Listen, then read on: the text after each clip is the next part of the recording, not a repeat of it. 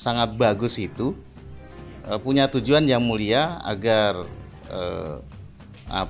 ekonomi Indonesia yang sedang kacau akibat pandemi COVID-19 ini supaya bangkit. Katanya dikurangin semua pajak, tapi nggak semua orang tahu. Jadi yang sekarang yang dampak yang dapat itu bukan menengah ke bawah, tapi menengah ke atas. Mereka yang nggak gaptek mereka tahu, yang gaptek nggak dapat. Jadi menurut gue kurang optimal banget cara pemerintah. Dalam percaturan ekonomi global, penguasaan teknologi itu memang harus dimiliki oleh siapapun, termasuk UMKM atau usaha-usaha mikro, usaha-usaha kecil. Sekarang pemerintah kan semuanya lewat teknologi. Sekarang kan namanya UMKM kan, kecil menengah. Nggak semuanya itu ngerti gaptek lah, gue nyebutnya gaptek. Mayoritas semua UMKM itu gaptek. Gimana dia mau daftar ngurangin pajak, gimana dia daftar UMKM terdaftar gitu kan.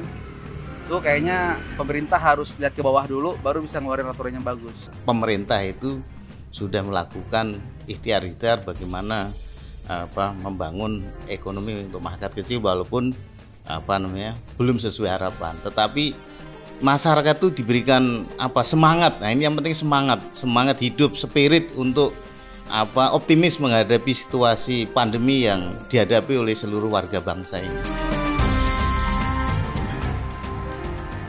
Ya, itu tadi sejumlah pendapat dari warga yang memang benar-benar terdampak ya dengan pandemi ini, tetapi ini juga ada yang mengapresiasi bahwa ini merupakan dorongan semangat lah begitu ya kurang lebih.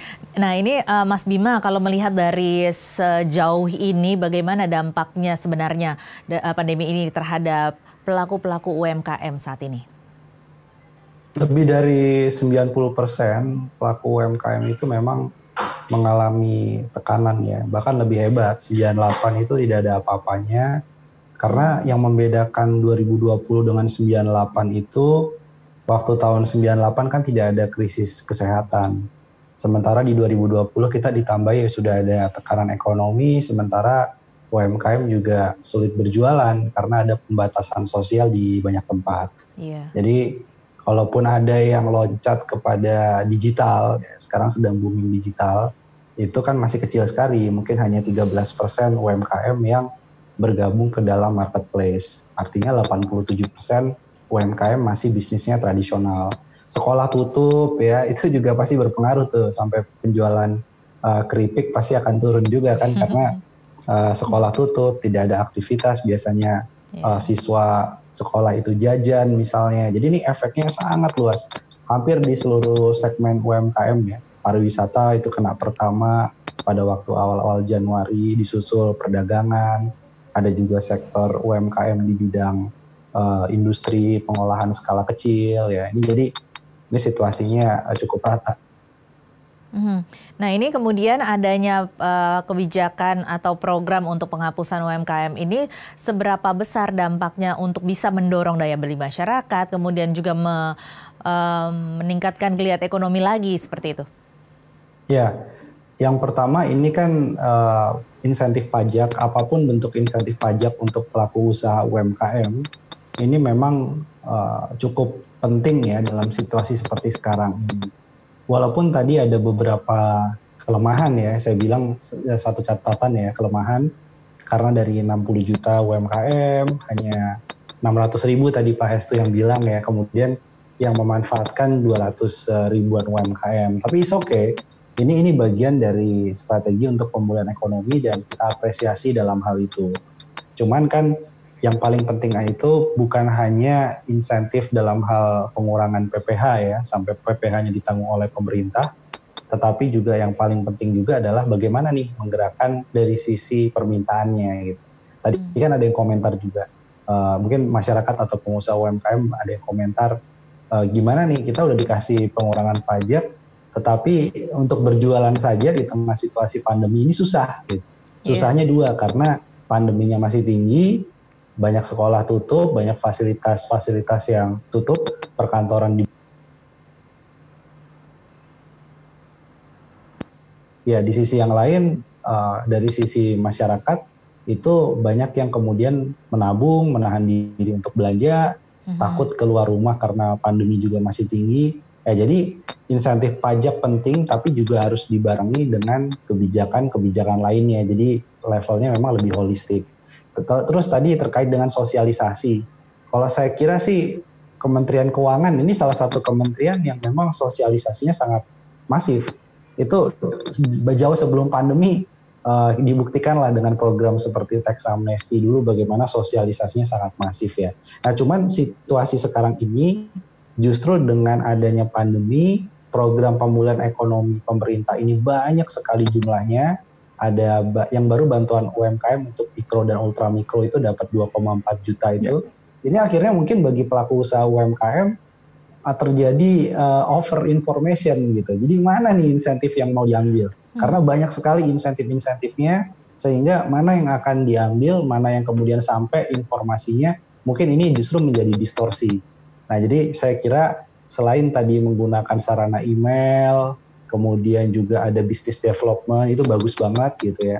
Tapi di sisi yang lain mungkin perlu memang jemput bola, Pak Hestu. Jadi jemput bola ini ditelepon aja itu UMKM kan ada 600.000 dengan SDM yang ada, kantor pajak yang ada di daerah, itu bisa ditelepon satu-satu. Ini Pak ada insentif ini mau manfaatkan atau enggak? Karena kalau di blast secara email, saya sendiri beberapa kali dapat email dari pajak, dari Kementerian Keuangan, masuknya di spam, Pak Hestu. Jadi, ini jadi memang ada beberapa hal yang kita bisa perbaiki. Tapi overall, saya mendukung kalau bisa bukan hanya sampai Desember, Pak Hestu, tapi sampai 2021 akhir, Desember 2021 kalau perlu. Sehingga ada rentang waktu yang panjang untuk sosialisasi. Setidaknya ya 600.000 itu plus saya berharap juga banyak UMKM tadi yang punya rasa nasionalisme sebenarnya. Omsetnya turun tapi mungkin sekarang banyak yang ingin mendaftar jadi wajib pajak, yang ingin punya NPWP justru ya ini bisa dibantu. Jadi sampai akhir tahun 2020 harapannya ada 800.000 lah atau 1 juta UMKM yang sudah mendaftar sebagai wajib pajak yang rutin membayar. Itu aja mungkin. Apakah bisa dicapai itu targetnya kira-kira Pak Hestu? Iya, ngomong-ngomong ini targetnya untuk menjangkau berapa banyak ini dan sampai kapan ini Pak Hestu dari Ditjen Pajak sendiri?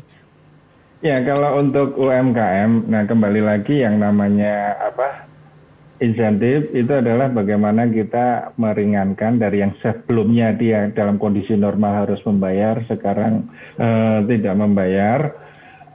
Maka ini sebenarnya sudah, kalau kami melihat sendiri bahwa ini sudah cukup efektif. Artinya apa? Ada 220 yang memang benar-benar memanfaatkan karena merasa perlu dan itu sangat membantu. Tapi yang sebagian lagi ada yang memang dari 600 tadi 220 sebagian itu memang benar-benar sekarang nggak bayar lagi Pak Bima. Memang karena kondisinya turun sehingga mereka sudahlah seperti Pak Rifki tadi nggak mikirin pajak dulu lah. Nah kami sangat memahami itu.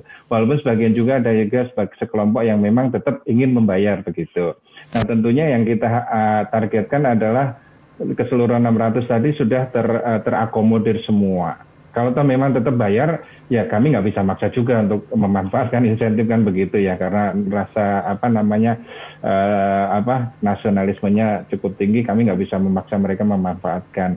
Nah mungkin yang sebagian yang mungkin belum tahu seperti Pak Rifki yang mungkin ya kita coba lagi bagaimana. Nah kalau target itu sebenarnya di luar itu tentunya sebenarnya kami ingin bahwa mereka, nah kenapa ini skemanya ditanggung pemerintah? Kenapa bukan dihapus saja? Sebenarnya kami ingin tetap bahwa UMKM ini teredukasi. Jangan sampai yang 600 ini selama ini sudah rutin membayar, kemudian kita berikan insentif yang skemanya membuat mereka dari April sampai Desember nggak bayar, habis itu lupa lagi, nggak pernah mau bayar lagi. Nah ini yang kita nggak ingin harapkan, sehingga skemanya ditanggung pemerintah. Mereka tetap harus lapor, tapi nggak perlu setor. Mereka harus mencatat, menghitung pajaknya berapa, 0,5%-nya, tetapi nggak harus store. Nah ini yang kami ingin memaintain level edukasi yang selama ini bertahun-tahun kami sudah mulai membina dengan program-program BDS ini. Jangan sampai UMKM itu lupa setelah nanti insentifnya selesai, mereka udah lupa lagi bayar pajak 0,5%, hitungnya lupa lagi. Nah ini yang kita harapkan ini. Dan juga sebenarnya tadi dikatakan ada juga kendala untuk bahwa banyak sekali pelaku UMKM yang juga belum terjangkau ya secara teknologi. Nanti kita akan bahas lagi lebih jauh, tetapi kita harus jeda dulu. Pemirsa, Bincang Virtual masih akan kembali usai jeda berikut. Untuk itu tetaplah bersama kami.